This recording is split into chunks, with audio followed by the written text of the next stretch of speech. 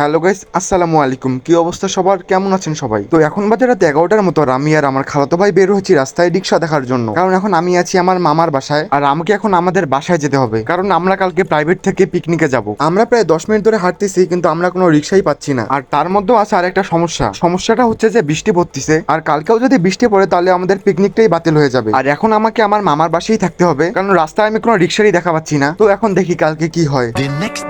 তো এখন বাজে সকাল 7টার মতো আর আমরা এখন চলে যাচ্ছি আমাদের বাসায় যে আমাকে যেতে হবে প্রাইভেটে, আর প্রাইভেটে সব বন্ধুরা আমরা একসাথে হব এবং ওখান থেকে আমরা সবাই একসাথে পিকনিকে যাব। বাসায় যাওয়ার সময় আমরা রিক্সা থামিয়ে চলে আসি মালঞ্চ রেস্টুরেন্টে, আর এখান থেকে আমরা খাবার নিয়ে বাসায় যাব। আর এখান থেকে যদি আমি খাবার না নিয়ে বাসায় যাই তাহলে আমাকে খালি পেটে পিকনিকে যেতে হবে। মালঞ্চ রেস্টুরেন্ট থেকে খাবার নিয়ে রিক্সা আবার চলতে শুরু করলো। তারপর আমি চলে আসি বাসায় এসে প্রথমে আমি ফ্রেশ হয়ে নাস্তা খেয়ে নেই। নাস্তা খাওয়ার পর আমি পিকনিকে যাওয়ার জন্য রেডি হয়ে নেই। তো তারপর আমি চলে আসি এই বন্ধুর বাসায়, আর আমরা এখানে এসে অপেক্ষা করি কারণ এখানে আরেকটা বন্ধু আসবে। তারপর ওই বন্ধুরা চলে আসে এবং আমরা তিনজন উঠে যাই একটা রিক্সার মধ্যে স্কুলের সামনে যাওয়ার জন্য, কারণ এখনই স্যার আমাদেরকে কল দিয়ে বললো সরাসরি যেখানে পিকনিক হবে সেখানে চলে যেতে। তাই আমরা এখন যাচ্ছি আমাদের স্কুলের সামনে এবং স্কুলের সামনে থেকে আমরা একটা অটোতে উঠবো।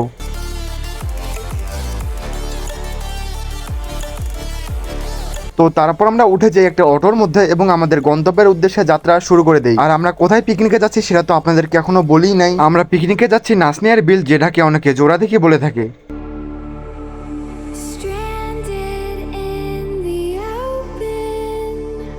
তো তারপর আমরা চলে আসলাম নাসনিয়ার বিলের একদম সামনে, আর আমরা এই রাস্তা দিয়ে নাসনিয়ার বিলে যাচ্ছি। আর বৃষ্টির কারণে এই রাস্তার অবস্থা পুরো খারাপ হয়ে গেছে। আমার পিছনে আছে আমাদের প্রাইভেটের মেয়েরা, ওদের সামনে যদি আমি এই রাস্তায় একবার পিছলায় পড়ি তাহলে আমার মান সম্মানের পুরো 12টা বেজে যাবে। তো তারপর আমরা চলে আসলাম নাসনিয়ার বিলে, আর এখন আবহাওয়া ঠান্ডা, আকাশ মেঘলা, হালকা হালকা বাতাস, মানে পরিবেশটা পুরাই অস্থির। আর এইখানেও আছে রাস্তার মধ্যে কাদা। এই রাস্তার মধ্যে পিছলায় পড়লে বেশি কিছু হবে না, শুধু 2-3টা হাড় ভাঙবে। তো আমরা হাঁটতেছি আর এই জায়গাটা ঘুরে ঘুরে দেখতেছি। তো তারপর আমরা চলে আসলাম এই ছোটখাটো বনে। এটা বন্যা জঙ্গল, আমি কিছুই বুঝতেছি না। আর এই জঙ্গলের রাস্তার মধ্যে কে জানি 2 নাম্বার করে রেখে গেছে। আমরা যেভাবে হাঁটতেছিলাম একটু হলেই 2 নাম্বারের মধ্যে পাড়া দিয়ে দিতাম, যদিও বা আমার কোনো বন্ধু ওইটার মধ্যে পাড়া দিলে মজাই হইতো। এখন আমরা জঙ্গল থেকে বের হয়ে গুটি গুটি পায়ে লাইন ধরে এগিয়ে যাচ্ছি সামনের দিকে, আর আমরা জানিও না সামনে এখন কি আছে। আর আবহাওয়ার কথাটা কি যে বলবো, আবহাওয়াটা পুরাই মারাত্মক। আর এই আবহাওয়ার মধ্যে হাঁটতেও ভালো লাগছিল। আমি এই ব্যক্তিকে বললাম একটু চশমাটা পর, ছবি তুলি।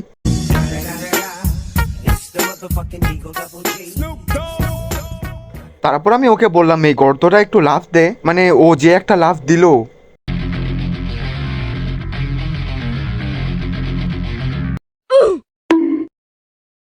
আবার এই ব্যক্তি এখানে কি করে?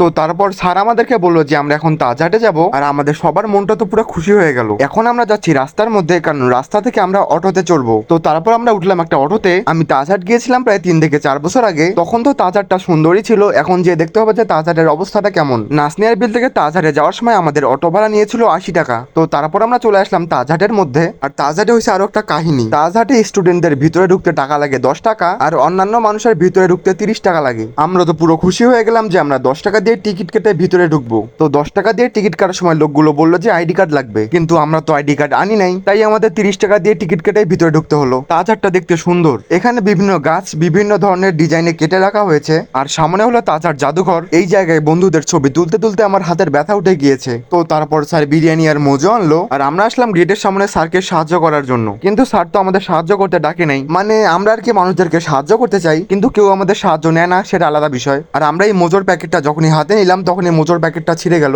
মানে কি আর বলবো। তো স্যার বিরিয়ানি আনার সাথে সাথে বললো যে আমরা এখন বিরিয়ানি খাবো, কারণ পরে ঠান্ডা হয়ে গেলে খেতে আর ভালো লাগবে না। আর খাবারগুলো খাওয়ার জন্য আমরা চলে আসলাম এই জায়গাটায়। এই জায়গাটার মধ্যে ছায়াও আছে আর বসার মতো জায়গাও আছে, তাই আমরা এই জায়গাটায় আসলাম। আর এই জায়গায় আসার সাথে সাথে সবাই সবার বিরিয়ানির প্যাকেট হাতে নিলাম, আর আমরা মোজোগুলো রেখেছিলাম এর ব্যাগের মধ্যে, কারণ আমাদের মোজোর ব্যাগটা ছিঁড়ে গিয়েছে। আর তারপর আমরা বিরিয়ানি খাওয়া শুরু করে দেই। বিরিয়ানি খাওয়ার পর আমরা খাই মোজো। বিরিয়ানিটা খেতে ভালোই ছিল। তো তারপর আমরা চলে যাই জাদুঘরের ভিতরে, আর জাদুঘরে ভিডিও করতে দেয় না। তো আমরা জাদুঘরের সামনে সিঁড়িতে কয়েকটা ছবি তুলি। তো আমরা জাদুঘর থেকে এখানে বসে রেস্ট নেই, আর এরা দুজন এখানে ফুটবল খেলে। আমি এই ব্যক্তিকে বললাম এখানে একটু খেল, আর এই যেখানে খেলবে না কেন ওখানে এসে পড়বেই, কারণ এর হচ্ছে কে এর অভাব। তারপর একে আমি বললাম তুইও একটু খেল, আর এ তো পুরো আমাকেই মেরে দিল। তো তারপর আমি ভাবলাম যে আমি তো ব্যাগে করে উনো আনছি, তো তখন ভাবলাম যে একটু উনো খেলা যাক। তাই আমরা এখানে লুডো বেছায় উনো খেলা শুরু করলাম। আমরা প্রায় 15 মিনিটের মতো উনো খেলি। তো উনো খেলা শেষে অটোতে করে আমরা বাসার উদ্দেশ্যে যাত্রা শুরু করি। তো ভিডিওটি ভালো লাগলে লাইক দিয়েন, ভিডিওটি কেমন হয়েছে সেটা কমেন্টে জানিয়েন, এবং এই চ্যানেলটি সাবস্ক্রাইব করতে কিন্তু ভুলিয়েন না। আজকের ভিডিওটি এ পর্যন্তই, দেখা হবে অন্য কোনো ভিডিওতে। আল্লাহ হাফেজ।